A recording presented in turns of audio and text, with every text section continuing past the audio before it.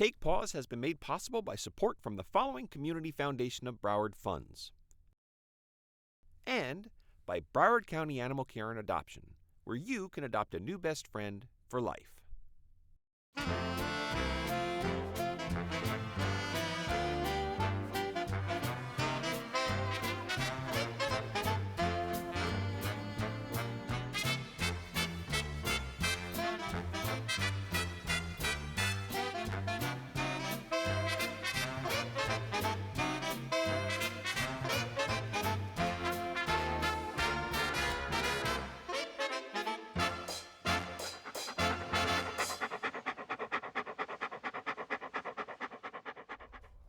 So, when is the best time to train the young pup you've adopted?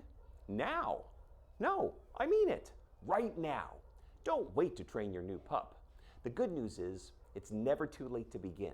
But the sooner you start, the happier you and your puppy pal will be. One of the keys to training your pup is patience. It can get frustrating when your precious pooch just doesn't seem to get it. But he will.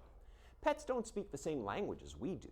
So it can take them a little more time to understand what we want. And sometimes what we want goes against normal patterns of canine behavior. The good news is that your pet loves you and wants to please you.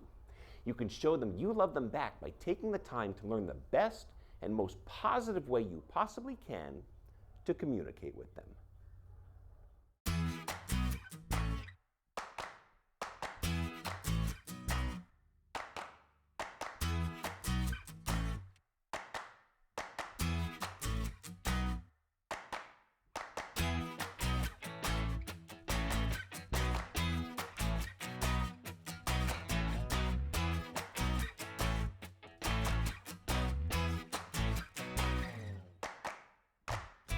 Some of the issues that people contact the Dog Training Academy of South Florida for would be potty training the puppy, puppy is biting on things in the household, their furniture, their shoes, biting the kids, our feet as we're passing by, and jumping up on people, jumping up on the furniture, just regular animal, doggy related things, but they want the dog to have better manners in the household. So generally, we do get people coming in for obedience, but with a puppy, it's usually, my puppy's barking, and my puppy's doing this, and my puppy's doing that.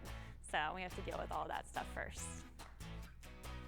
It is very important to spend time training your puppy when he's young. He's like a little sponge and he's absorbing everything good and bad.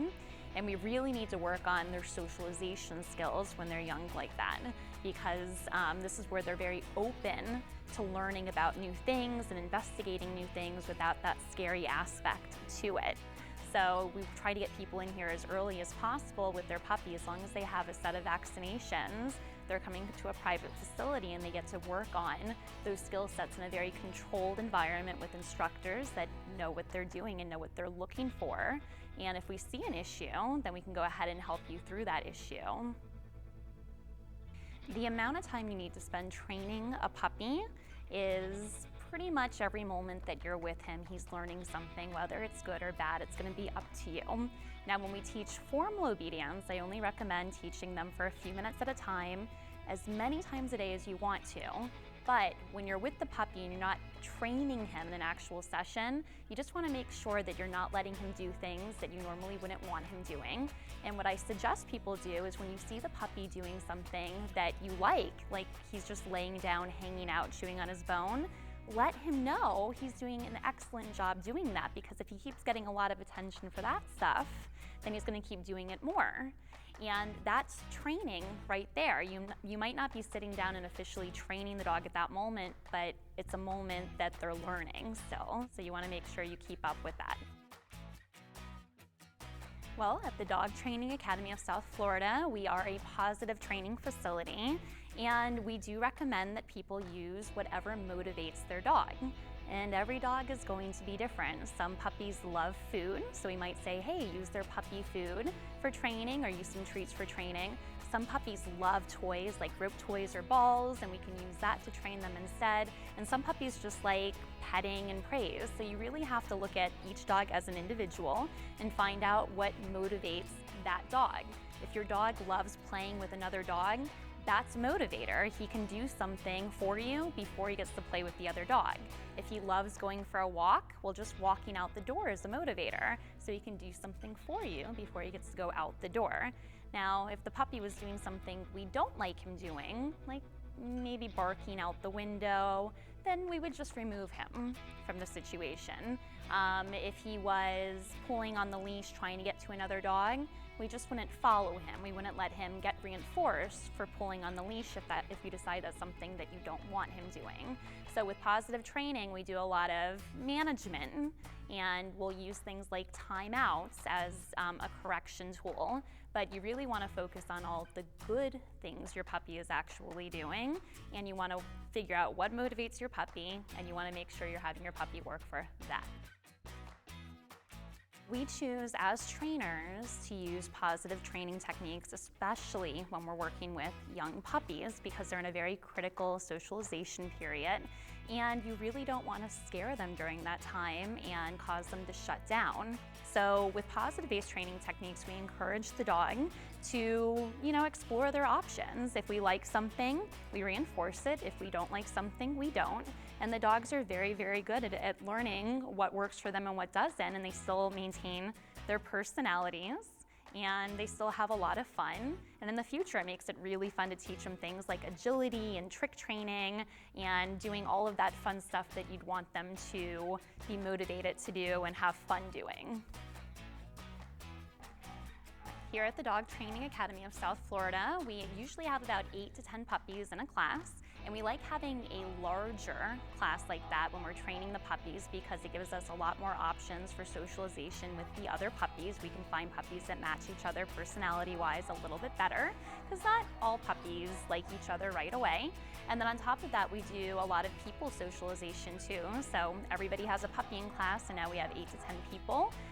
Maybe they brought family members with them, friends with them, so now we get to work on social skills with a variety of other people as well.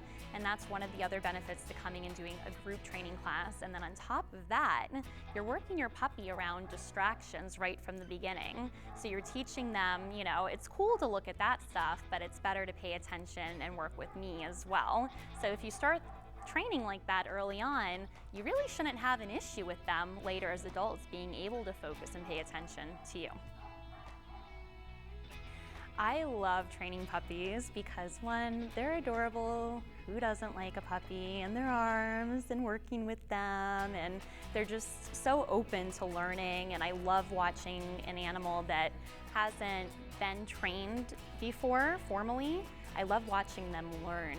And then when my clients come in and they're working with them, it's amazing too, because they just taught their puppy something, and that's communication. So you're working on communicating with your dog, and what's better than that?